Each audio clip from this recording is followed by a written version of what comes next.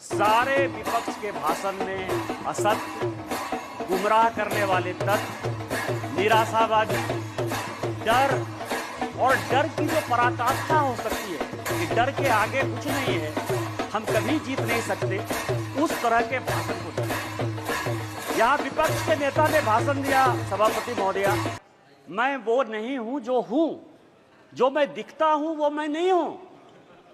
पिछले बार मैंने कहा था कि यहां प्रेत आकर भाषण देके चला गया। इस बार जो मुझे लगा उनके भाषण से कि एक फिल्म हमने देखी थी मिस्टर इंडिया, अनिल कपूर जो है किसी को दिखते नहीं है, फिर दिख जाते हैं।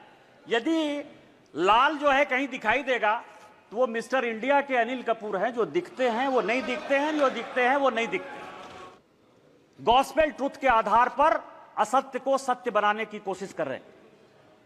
पूरा विपक्ष जो मुस्लिम की राजनीति करता रहा, आज हिंदू हिंदू चिल्ला रहा है। जिस लोकसभा से अवधेश एमपी है उसका नाम फैजाबाद है। किसी ने फैजाबाद नहीं कहा, सबने अयोध्या कहा। यही भारतीय जनता पार्टी की जीत है, यही मोदी की जीत है। और मैं प्रधानमंत्री जी को बधाई देना चाहता हूं, धन्यवाद देना चाहता हूं। रामायण की एक चौपाई है कि राम रमापति करधन लेहु, खैंचत चाप मिटई संदेहु। उन्होंने पूरे देश को यह मैसेज दे दिया कि यह देश हिंदू है, हिंदू राष्ट्र है और मुसलमान के नाम पर कोई राजनीति नहीं हो सकती है।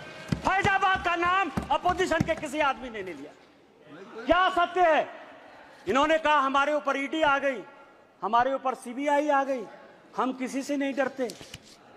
आप वहां चले गए, बांसवाड़ा चले गए, आपने क्या भाषण दे दिया, क्या जीत गए? मैं एक ऐसा शख्स हूं, अखिलेश जी सुनिए आराम से, मेरे ऊपर कांग्रेस और जेएमएम ने 44 केस किए। मेरे 80 साल 85 साल के माँ पिताजी के ऊपर केस हुए। गैलरी में मेरी वाइफ बैठी हुई है, मेरे बच्चे बैठे हुए हैं, उनके ऊपर केस हुआ, भाई के ऊपर केस हुआ। और सरकार ने आरटीआई मैंने मंगाया है, 10 करोड़ रुपया हाई कोर्ट और सुप्रीम कोर्ट में मेरे से केस लड़ने के लिए किया। मैं जब चुनाव लड़ने के लिए गया, राहुल गांधी जी की यात्रा हुई, मल्लिकार्जुन खड़गे का 2 कार्यक्रम हुआ, प्रियंका गांधी जी गई, उन्होंने कहा कि मैं चैम्बर में बैठा रहता हूं और मैंने कहा कि मैं मोदी का सिपाही हूं, मैं भारतीय जनता पार्टी का सिपाही हूं और मैंने वचन लिया, प्रण लिया कि मैं जनता के पास वोट मांगने नहीं जाऊंगा। 2 मार्च को पार्टी ने मेरा टिकट अनाउंस किया, 2 मार्च को मेरा चुनाव 1 जून को हुआ। 90 दिन के पूरे कैंपेन में मैंने जनता से वोट नहीं मांगा और मैं यहां पार्लियामेंट में जीत कर आया, आपको हरा कर आया हूं। जिस क्षेत्र से हेमंत सोरेन विधायक हैं उस जिले का मैं सांसद हूं और आदिवासी बाहुल्य इलाके से मैं 10,000 वोट से जीत कर आया हूं। आप कह रहे हो, मुस्लिम की बात कर रहे हो, मंगलसूत्र की बात कर रहे हो कि प्रधानमंत्री जी ने घुसपैठिया कह दिया। हाँ, प्रधानमंत्री जी ने घुसपैठिया कह दिया।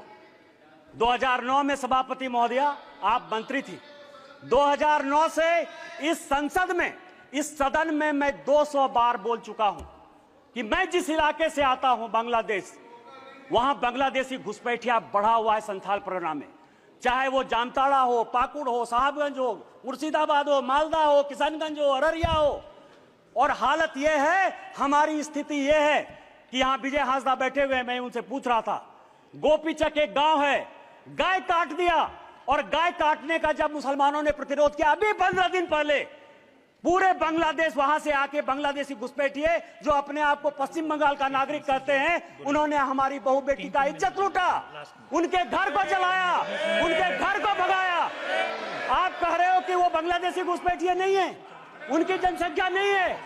स्पीकर साहब, पूरे देश भर में, मैं गोपीचक की बात कर रहा हूं सभापति महोदया, पूरे देश में परिसीमन हो गया, पूरे देश में परिसीमन हो गया। आप आदिवासी की बात करते हो, आप पिछड़े की बात करते हो, हमारे यहां परिसीमन नहीं हुआ। आदिवासी की संख्या जो 36% थी वो 26% हो गई। ये पूरे देश को जानने की आवश्यकता है।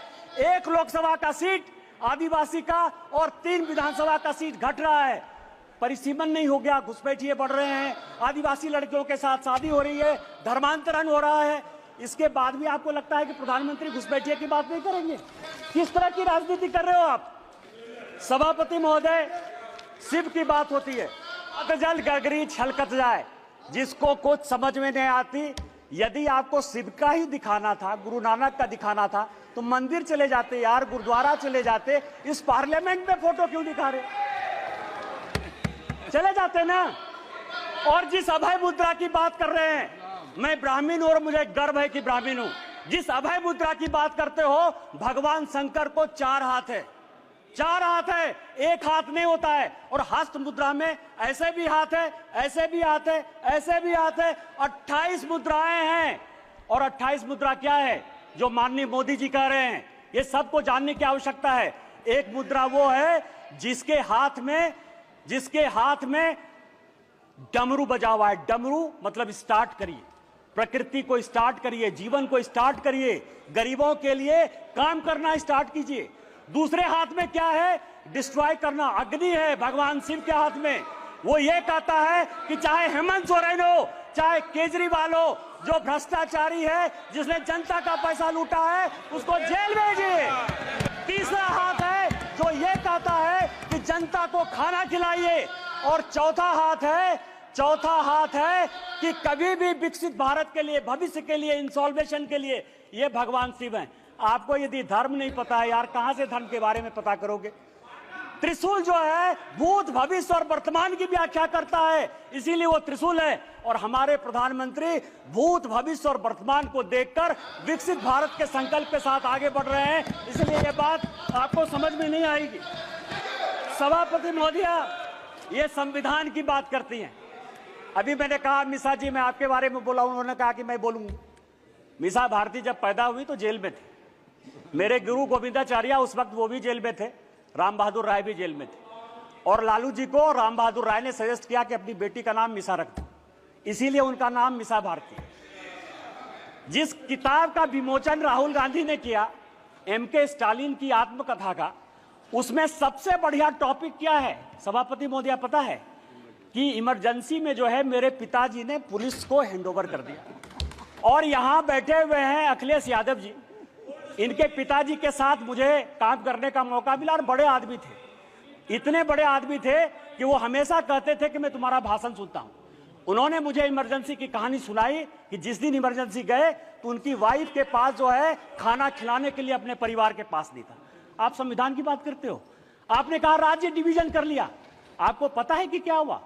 7वां संशोधन 1956 में जब नेहरू ने किया तो उन्होंने कहा संविधान की आत्मा, आपने भी नरेंद्र मोदी कहा, इसलिए मैं नेहरू कर रहा हूं। मैं जानता था कि आप अटैक करो। Please address the chair. सभापति महोदया, 7वां संशोधन यह किया कि राज्य को कोई अधिकार नहीं होगा अपना बाउंड्री चुनने का। और यही कारण है कि 7वें संशोधन के बाद 14 राज्य और 6 यूनियन टेरिटरी बन गए। आप संविधान की बात करते हो, आप कहते हो संविधान बचाने की बात करते हो। संविधान की प्रस्तावना स्वर्ण सिंह कमेटी के बाद जब इमरजेंसी में सारे बड़े नेता, चाहे वो लालू प्रसाद जी हो, मुलायम सिंह यादव हो, करुणानिधि जी हो, अडवाणी जी हो, अटल जी हो, हेमवती नंदन बहुगुणा हो, कांग्रेस के चंद्रशेखर जी हो, बाबू जगजीवन राम हो, सारे लोग जब जेल में बंद थे तो स्वर्ण सिंह कमेटी बनाई 1976 में। 42वां संशोधन हुआ।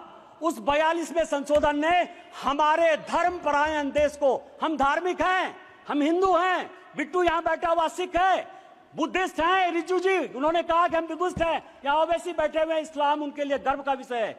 आपने हमारे देश को धर्मनिरपेक्ष कर दिया, रातों रात बदल दिया। आपने उसमें इंटीग्रिटी शब्द जोड़ दिया। पूरा देश जो है ईमानदार है, इसी कारण ईमानदारी से चलता है। आपने ईमानदार जोड़ दिया और आपने उसमें सोशलिस्ट जोड़ दिया। अरे कैसे सोशलिस्ट हो सकते हैं हम यार? कोई कम्युनिस्ट हो सकता है, कोई कैपिटलिस्ट हो सकता है, तुमने जो है सोशलिस्ट पूरे प्रेम्बल को बदल दिया, पूरा का पूरा 42वां संशोधन। उन्होंने कहा कि जो संविधान कानून बनाएगा, क्योंकि इंदिरा गांधी की सदस्यता खत्म हो गई थी, उन्होंने कहा कि हम फिर से रिइंस्टेट होकर देश के प्रधानमंत्री बन जाएंगे। आप मेरे ऊपर कोई क्वेश्चन नहीं कर सकते हो। लोकसभा के जो समय है, समय सीमा 5 साल, उन्होंने कहा अब 6 साल होगा। खाता न वही, इंदिरा गांधी जो कहे सही, संविधान वही है। अरे संविधान बचाने वाले यदि मोदी ने संविधान बदला, 370 के लिए बदला, शेड्यूल कास्ट के लिए बदला, ओबीसी को संवैधानिक दर्जा देने के लिए बदला। और जब भी शेड्यूल टाइप ओबीसी की बात होगी, हम संविधान बदलेंगे और हमको कोई संकोच नहीं। सवाल ये है, ये आर्य और अनार्य की बात करते हैं, ऋषि मुनि की बात करते हैं। राजा साहब, आप हमारे मित्र हो। मैं एक ऐसा आदमी था जो तिहाड़ में आपसे मिलने के लिए गया, कांग्रेस ने आपको जेल भेजा। आपको पता है कि गुरु वशिष्ठ, विश्वामित्र, अगस्त मुनि, ये कोई भी ब्राह्मण नहीं थे। रामायण, महाभारत, गीता लिखने वाले कोई भी ब्राह्मण नहीं थे। कोई भगवान ब्राह्मण नहीं है। रामायण वाल्मीकि ने लिखी, महाभारत वेद व्यास ने लिखा, चारों वेद और 13 उपनिषद सभी वेद व्यास ने लिखे, जो मछुआरे के बेटे थे। और चाहे वो ऋषि अगस्त हो, ऋषि कन्नन हो, आप जो है आर्य और अनार्य के बीच में। और आप ही के सांसद, कांग्रेस के सांसद, 1952 में जिस कांग्रेस के सांसद रामधारी सिंह दिनकर को नेहरू जी सांसद बनाकर लेकर आए, सांसद रहे, 12 साल रहे, देश के बहुत बड़े कवि, उन्होंने संस्कृति के 4 अध्याय लिखे। उस संस्कृति के 4 अध्याय में उन्होंने लिखा कि ना कोई आर्य है ना कोई अनार्य है। जो हरिजन, जो शेड्यूल कास्ट तमिलनाडु का है, वही कलकत्ता का ब्राह्मण है, और जो कलकत्ता का ओबीसी है वही पंजाब का जो है सिख है। ये उन्होंने लिखा, कांग्रेस ने लिखा, आपके सांसद ने लिखा। आज से 50 साल पहले किसी बड़े घर में, किसी गांव में कहीं कोई शौचालय नहीं होता था। चाहे बड़े परिवार की महिलाएं हो या छोटे परिवार की महिलाएं हो, वो खेत में जाती थी। तो जब खेत में जाती थी तो मेहतर प्रथा कहां से आ गया? जो मुगलों ने दिया, आप उसको सही मान रहे हो, और आप पूरे देश को जो है हिंदुत्व के नाम पर, आर्य के नाम पर, अनार्य के नाम पर, इस्लाम के नाम पर केवल गुमराह करने की कोशिश करते हो। ये गॉस्पेल ट्रूथ को बंद करो, ये काना बंद करो, और देश को जो है साथ लेकर चलने की बात करो। कल कहा गया कि स्पीकर साहब जो है झुक के प्रधानमंत्री जी को जो है अभिवादन किए और राहुल जी को ऐसे। आज मैंने एक फोटो देखा थल सेना अध्यक्ष का। वर्दी में कहा जाता है कि किसी को प्रणाम नहीं करना चाहिए। आज सारे अखबारों में थल सेना अध्यक्ष का फोटो छपा है और अपनी मां को पैर छू के वर्दी में प्रणाम कर। तैत्तिरीयोपनिषद का एक श्लोक है, अभिवादनशीलस्य नित्यं वृद्धा पसेबिनः चत्वारि तस्य वर्धन्ते आयुर्विद्या यशोबलम। आपसे जो भी बड़े आदमी हैं, पद की, मर्यादा की कभी परवाह नहीं करिए। अभी पार्लियामेंट खत्म हुआ, मैं फरवरी की बात कर रहा हूं। जिस दिन पार्लियामेंट खत्म हुआ, मैं बाहर गाड़ी का वेट कर रहा था। मैं सबसे ज्यादा कांग्रेस पर अटैक करता हूं। राहुल जी, सोनिया जी या पूरा कांग्रेस गांधी परिवार मेरा टॉपिक है, क्योंकि मेरे फादर 1975 में इमरजेंसी में सैक कर दिए गए, उनकी जिंदगी में नौकरी नहीं लगी।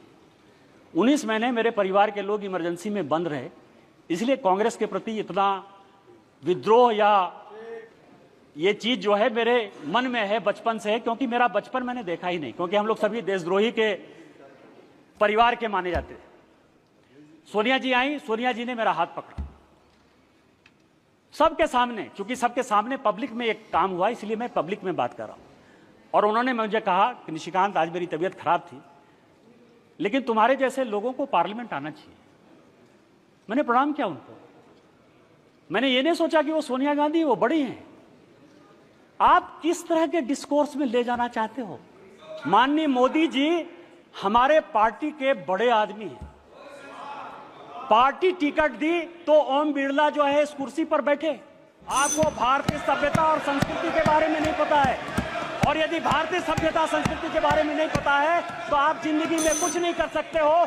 आज आप 98 में हो, अगले चुनाव में आपको जो है लीडर ऑफ द अपोजिशन का भी मौका नहीं मिलेगा। आपने मुझे मौका दिया। इन्हीं शब्दों के साथ जय हिंद, जय भारत।